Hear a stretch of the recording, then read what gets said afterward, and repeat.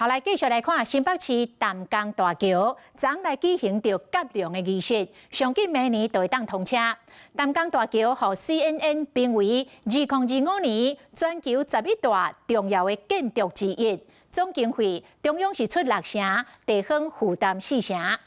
赖总统昨日的甲龙的典礼来发话，讲新版的财政收支未分发，互中央的经费减少，所以希望未来地方爱加负担一寡。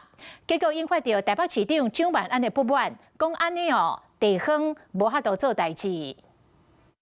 讲桥慢慢桥吊挂到指定位置，准备做上尾阶段。随新北淡江大桥正式甲龙，马宣告工程开始伫咧收尾，相信明年地当通车。这一座桥会设计是头一回得到普利珠桥建筑奖。建筑师查哈哈的作品，马克 CNN 评选做是2025年全球11大重要建筑。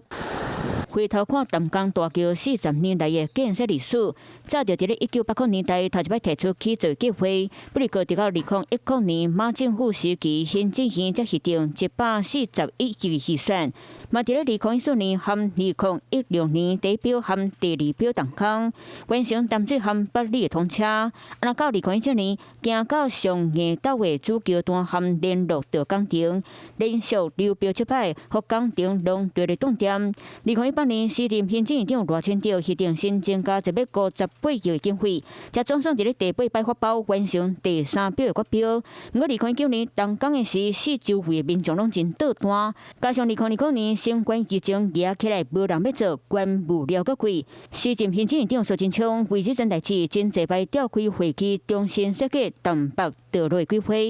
2023年，时任行政院长张建仁阁一摆核定增加18.08亿的经费，如今工程行到煞尾。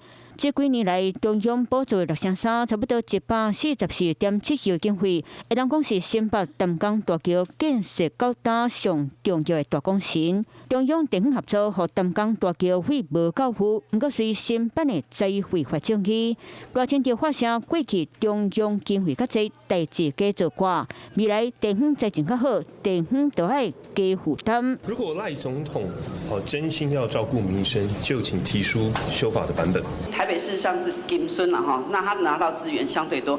随淡江大桥伫要完工，地方和中央伫咧新财费法之下，要如何分工，还阁一摆叫搬到台面上讨论。